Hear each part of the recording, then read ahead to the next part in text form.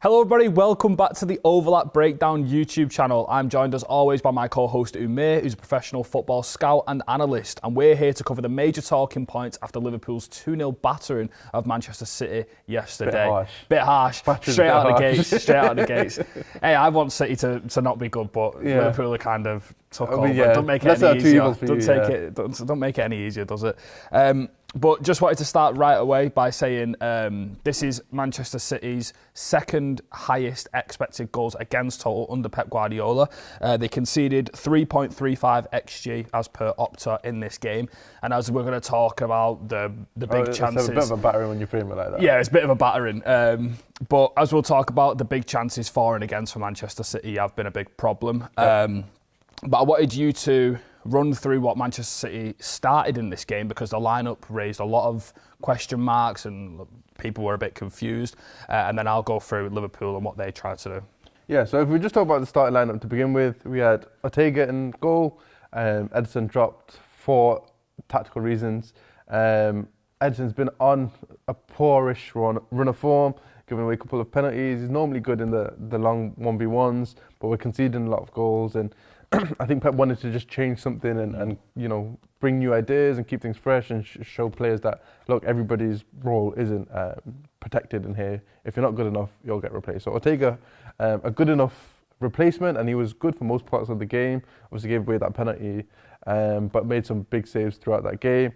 You had centre-back pairing of Diaz and Akanji. Diaz coming back into the side. I've mentioned already over the last couple of weeks, we've missed Diaz's leadership massively, and I think throughout that losing period, Diaz's absence was missed probably as much as, if not more than, Rodri's absence so far this season. And then your fullbacks Ake and Kyle Walker.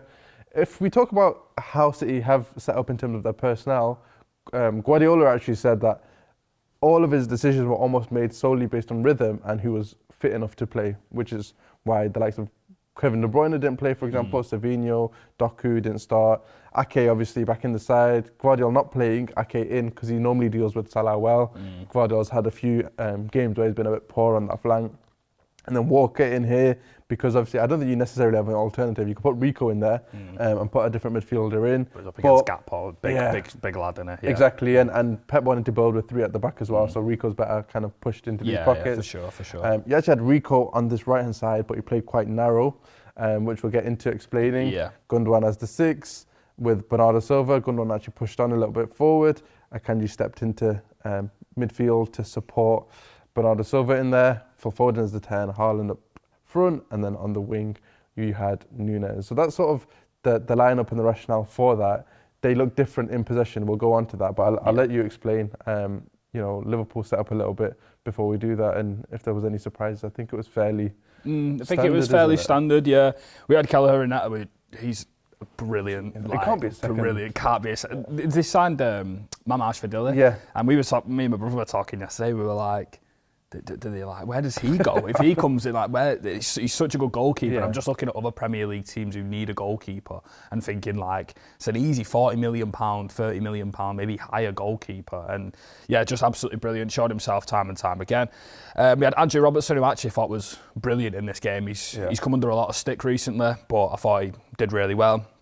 Van Dijk and Joe Gomez will come on to how good they were at defending the box and how brilliant Virgil van Dijk is, as we all know. Trent Alexander-Arnold at right back, Gravenberch as the 6, and then ahead of him we had McAllister and Dominic Szoboszlai, and there was a bit of fluid positioning here with these two players and pulling out and causing problems on this space. Mo Salah, it was Luis Diaz down the middle, and then it was Cody Gakpo coming inside off the left flank. So as you said there, very traditional setup from Arne Slot, not too many things to raise eyebrows about, but definitely a conventional, and even though they had Konate out, they still looked really, really solid. Okay, so we're going to move on directly into how Liverpool caused Manchester City so many problems inside the first 25 minutes. I want to run through some data with you. All of Liverpool's Premier League games against Guardiola's Manchester City, showing the high turnovers. This was the game that Liverpool generated the most high turnovers and most shot-ending high turnovers against any Pep Manchester City team, which is incredible for an Arne Slot team, coming off of the back of a manager who was praised so much for going after teams, pressing high, turning over the ball. Obviously, it was the joint, so the high turnovers was joint on 12, and the shot-ending high turners was joint on 4. But to go there, first game against Manchester City and make Anfield, it felt like the old school Liverpool Anfield, like the crowd up in this game. And I think we've spoken about how more calculated they are. But Arne Slot said after the game, we always want to press high, and going off the numbers, they pressed one of the best Premier League teams, well, one of the best teams in the world, and reaped benefits from it. And I just wanted you to talk about not just why Liverpool was so good, so energetic, so brave in terms of pushing forward, but what Manchester City did in deep build-up and the quality that was missing, and why they chucked away a few big chances from it. Yeah, so we've just set up the board to show Manchester City in possession from sort of goal kick situations and how Liverpool have pressed. So Liverpool pressed in a sort of 4-2-4 shape. At times it was almost sort of 4-3-3-ish. The positioning of Gakpo here is one that we're going to talk about and focus on. I'll explain the rationale, because as much as City failed to execute on some of the plan, I thought the plan, in theory, made sense. And I think the player quality and probably the Anfield crowd and some of the pressure that Liverpool did apply forced these mistakes. I think Slot mentioned that, intense pressure on the crowd being a factor in some of these mistakes. But this is actually Ortega. Ortega's the keeper here. He moved in to form an extra player in that back line. With 4 in that back line, you're trying to outnumber this Liverpool front 4 as well. And you've got your 2 pivot players. This player here is actually Akanji. Perhaps actually we'll say that this is Ortega. Ortega moves here, Diaz is here. And then this is Akanji, who's moved into the pivot, and Bernardo Silva's with him here. Gundogan is trying to be outside of these 2 central midfielders, as is Rico Lewis. Rico Lewis, the right midfielder, but he's moved infield to pose a question of Gakpo. Does Gakpo come in here and try and mark him, which frees some of the space for City to progress down here? Or does Robertson step out from this area, from left back, to press Rico Lewis into these midfield areas? Yeah. So in the first half, we saw Robertson stay in his defensive line, stay in that left back area, and Gakpo kind of kept an eye on Rico Lewis, who moved into those areas. On other occasions, when the ball did go out here, Gakpo pushed out and tried to get onto Kyle Walker, and it was a very intense physical role, but he did that really well. So we'll put him back in here. The rationale essentially from Manchester City was to try and draw some of that pressure on, but then play through and pick up the ball in these wide areas where, in theory, these midfielders don't get out. Yeah. One con to that would be the fact that, look, this player's pinned here, so Gundogan did get the ball in these spaces, but this player's not pinned here. And Arne Slot recognised that, asked Robertson to push on, and then Gakpo could push on a bit higher. We did notice Haaland was quite right-leaning. Yeah. Often, picking up areas like this, whether or not that was to kind of pin both of these players backwards. To make Robertson question whether or not he wanted to step in here is another thing, and perhaps that might have been the rationale. It's hard to truly know, but that's generally the setup.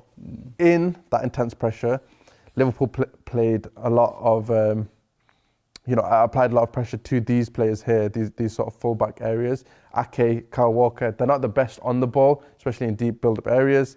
And when that was the case, City did have trouble building out. Yeah. And then obviously these 2 midfielders, if the Liverpool players did push on here, they backed up the press really well. And then, City struggled to kind of progress due to that really strong man-to-man pressure that Liverpool applied. But they tried to keep it structured in this 4-2-4 or this 4-3-3 shape.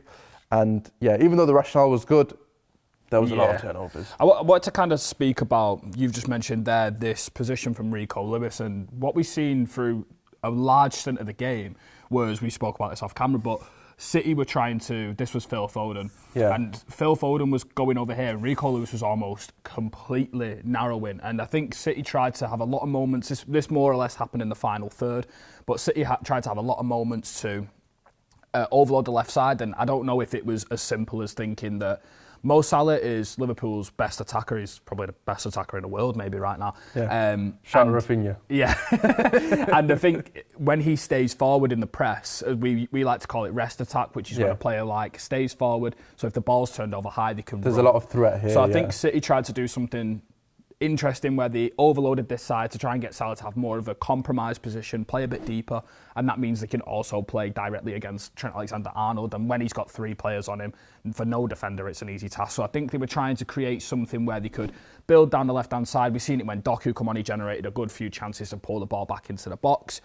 But it didn't work, and we're going to get onto why Mohamed Salah made it not work. So Mohamed Salah has now scored and assisted in 36 Premier League games, so that's scoring and assisting in the same game, just to clear that up. The only player to have done that as equal to him in Premier League history is Wayne Rooney. Not too bad for a goal-hungry goal scorer and a goal hanger, you know. I think people underrate his creativity, his playmaking, and especially really this season. Stepped up a level. The pass to Gakpo as he was coming inside, he's just a genius on the pitch. And we wanted to talk about, we just spoke about how he stays forward in the press. This season, Mohamed Salah, compared to every season under Klopp, has less pressures in the final third, less runs, less accelerations and less sprints. But he has more goals involvement, percentage of shots on target and dribble success rate. So potentially having more of a controlled role in a slot team where they can, as we've seen throughout the game, defend a bit deeper, defend in a mid-press and go for it all in one. He's almost holding the energy and reserving his energy for these big actions, making them really intense runs. I think it was Trent who played the ball to him for the goal directly over the top. Just reserving his energy to have these really fast bursts of acceleration and having the power to shoot. And I just thought he was brilliant once again. And I think the role that Arne Slot's given him this season has really helped him as he's getting older to still have these huge impacts on games with all the energy that he's stored up. So we just mentioned how good Liverpool were at pressing Manchester City, and even though Manchester City looked a bit technically raw in terms of how they wanted to build up, I've got a stat here from Mark Stats on X, and he says that on his graphic we can see that Manchester City lost the ball 20 times within their danger zone, which is basically a circle around their their first third. Yeah. And 9 of them 20 turnovers led to direct shots for Liverpool, which just shows how well not only Liverpool were pressing, but how quickly they're turning high turnovers into direct shots on goal and making it hard. And I wanted to ask you how good the press is, but also the front three and the midfield three, and how good Liverpool's physical flooring is to compete with any team in the league right now. Yeah, I mean, we've seen Slot, I think, was it his first game where he talked about... duels. Yeah, if you don't win your duels, tactics don't matter. And you've got players like Gravenberch, Szoboszlai came into this game for that added factor of that press, I think. Then you've got a forward line, Diaz playing down the middle for, I think, his ability to press really strongly on some of these players. And obviously you can put Diaz on the side and put Gakpo in the middle, but I think that was very intentional because of how he does press.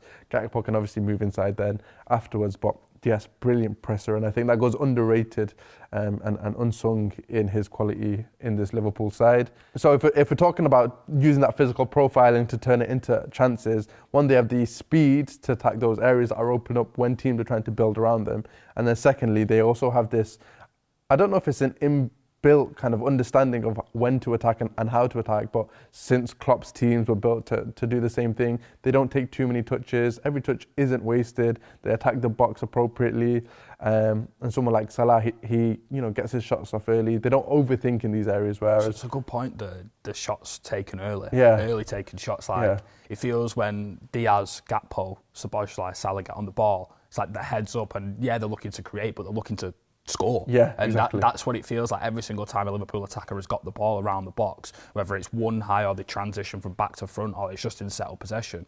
I think Liverpool are really good at just snapshotting and just taking a shot. I think the Southampton game, they took a lot of shots from outside the area, just always looking for it. And I think, as you said there, I think it's inbuilt. I just thought it was a really good point, Yeah. And yeah, I think, if we talk about City, the only player in our team who has scored in the Premier League this season is Haaland. No one else in this team has had another goal in the Premier League. So, by shooting early, by shooting far, by following in on those rebound chances, for example, even if you don't score, I think what it does is it elevates the crowd, it allows you to apply more pressure, it swings the momentum in your favour. And these are all the intangibles that Klopp kind of favoured, and Slot's also favouring, but with this added touch of control and more measured play. So yeah, really impressive from them. I think City lacked a bit of technical quality to build up in those areas, and because they were trying to play so risky, that, you know, if you don't have the technical quality and the pressure gets to you, you're going to concede big chances in these areas, in these big spaces. If you look at you know, the spaces between the fullback and the central midfielders.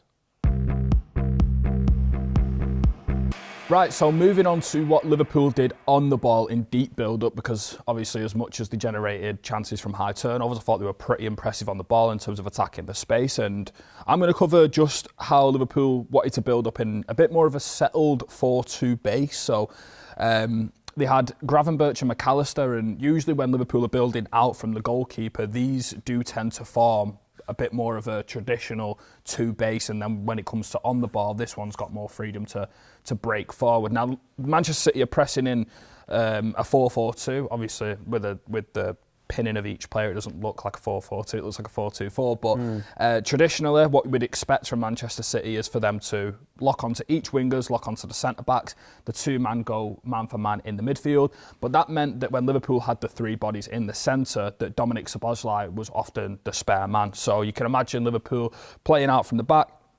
If this goes to Kelleher, Erling Haaland's going to lock off this pass here, so we can't go back inside, and then this is going to go here. Foden and Núñez are all going to lock on here. But what this meant often was that if these 2 players dropped in, it's only one pass or one popping it in and out to reach Szoboszlai, who was often the spare man for Liverpool. And he made some really, really interesting off-ball movement. He was pulling really far wide and connecting, and he was pretty much linking everything up for Liverpool in the build-up. I've got a passing network again from Mark Stats on X, and as you can see on the right side of the passing network, basically the whiter the arrow is, the more prominent the arrow is on the map, the more times they're receiving and passing the ball. And as we can see, there is massive white lines going from Salah to Trent to Szoboszlai to Gomez to Gravenberch. So it was key that Dominic Szoboszlai was the man to find in the build-up for Liverpool. But I'm going to throw this onto Umir, because as much as this was smart from Arne Slot to identify, and Liverpool players found the spare man often, it was actually a Manchester City issue that caused Liverpool to have so much success. And I want you to touch on why they had so much problems in the build-up too. Yeah, so I think what Pep wanted wasn't always what we saw. And I thought what Pep wanted was a good plan again. It's interesting because as much as Slot and Liverpool did get the better of City on the day, I think in theory a lot of the ideas that City had were founded in sort of good practice and good ideas in trying to nullify Liverpool's strongest point. So if we do bring this back here, we saw Erling Haaland quite wide in this initial press on Virgil van Dijk. Foden kind of stood off a little bit. We put Szoboszlai back there. And that's kind of how we set up initially. It basically blocked the pass into Van Dijk to begin with. So a lot of the play was initially forced to Joe Gomez to begin with, who is probably less of a threat than Liverpool building down this left-hand side initially. So at times we saw Kelleher play long because he didn't want to play down the side, or City did match up man for man quite well. If we go through a general play, Erling Haaland blocks this pass off. Sorry. The pass path. The pass path. I mean, that does still make sense. Yeah. Gundogan pushed in. His job was to push on Gravenberch, which in theory it sounds a bit mental. Yeah. Physically it doesn't make sense. But when he did apply pressure, and he did it really well, you know, the Liverpool players are not going to play that pass in there because he's marked tightly. So that was Gundogan's role. Foden's role was to push on Gomez. Núñez, his role was to be narrow in here. So at times, if Foden did cover here when Gundogan couldn't, or if Foden moved out here, Núñez tried to apply pressure here. But Núñez's role was between Joe Gomez and Robertson. But he tried to play narrow to block central progression, because we do know that this pass here is on. Yeah, and that puts Liverpool in a position to attack directly, and they're really dangerous there. So Pep put him a little bit inside. Foden's tasked to pressing him and then trying to cover Szoboszlai in his shadow. And Szoboszlai, like you mentioned, moved into these really interesting positions to try and get the ball. Yeah. Now, when he did move into those positions, we saw Gundogan numerous times in the first half looking around, arms out, confused as to why Akanji wasn't pressing here. So the fact that he was so confused and he kept looking at Akanji shows that it's instructed. Yeah, the instruction was, let Akanji push on him. And we saw that in the first half at times when Akanji did push in all the way here. It left City 1-to-1 in the back line. Yeah. But the idea was, look, get the ball here, stop the progression in the first instance. I think Akanji was worried about leaving City 1-to-1 and he didn't feel comfortable going all the way in here. When he did, City were good. They won the ball often. When he didn't, the ball was funneled out into Szoboszlai. I think what they did well was play these staggered lines, like we said, popping it off, and then they were facing forward and they were ready to attack with 4 players against 4 if Akanji stayed back. But if he did push on, then obviously it's 1v1 again. Man, but when he did push on, I thought City were okay. When he didn't, that's when we got the trouble. Started. So in theory, I thought it was okay, but in practice, it didn't play out like that because it is a difficult role for that centre-back to push all the way down. Szoboszlai's movements were really smart and intelligent in that instance. Yeah, I honestly thought you were just mentioning the man marking with Gundogan and Gravenberch, and often Foden dropped on. So like if Szoboszlai was here, Gundogan had attached, and then Foden had looked to stand on. Yeah, they kind of it's that pendulum Gravenberch. almost. Yeah, and it just shows how many duties each City player had in the press. Like Núñez has got to be responsible for 3 players, even though he's only ever covering 1. Yeah. He's got to keep the other 2 in mind, and it goes the same for Gundogan and Foden. Yeah. And I just wanted to touch on Gravenberch again, and I know everyone's waxing lyrical about him, but again, he's just phenomenal. And I actually thought the dark arts from him in this game were just unbelievable. Yeah. Like some of the sneaky fouls reminded me a little bit of Fernandinho's dark arts in terms of getting away with an early booking just by kicking someone's legs behind him. And obviously, he shouldn't be praising them things, but he's picking up the arts and the understanding of a number 6. And it's just it's just one of them things that I just don't know how he's just snapped into gear, and it's worked so well for him. But no, that was that's everything covered in terms of Liverpool's build-up and Manchester City's high pressure, and how Liverpool found spaces in between the lines. But it wasn't the spaces in between the lines that got them the first goal. It was playing over the top of everything. So I want you to explain to us what happened for the first goal, because Trent Alexander-Arnold played a beautiful long ball to Salah, who latched onto it, and then Gakpo made that really nice run to the back post. And I want you to speak about how Liverpool can be flexible all the time in terms of playing high, building low, defending low, but also transitioning. They're like jack of all trades. I know. I know. I want you to touch on how that caused problems for Manchester City too.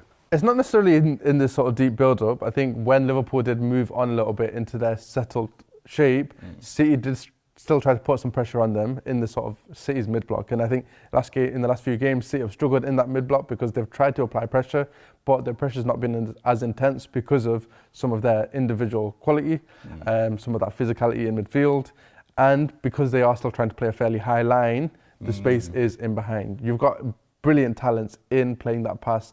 Van Dijk, on occasion, can absolutely bring that ball to that winger, but we kind of funneled that influence out of the game.